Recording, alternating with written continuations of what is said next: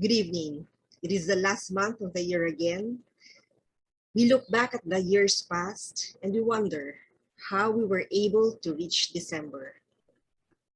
It is time to greet one another, tap each other's back, and say thank you and congratulations. Truly, there are so many things we need to thank for and to celebrate. Tonight, as we party, let us not forget the reason for the season. Our Lord has blessed us. He was with us as we hurdle obstacles, notably the COVID pandemic, which started last year. We have gone through 4 surges. Looking into the future, we will still be confronted with problems, but we will face those with optimism.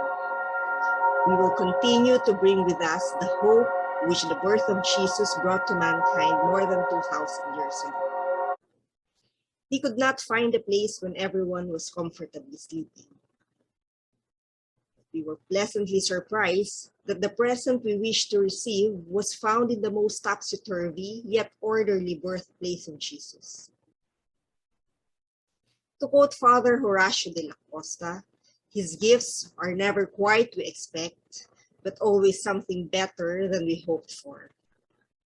Merry Christmas to all. God bless us all.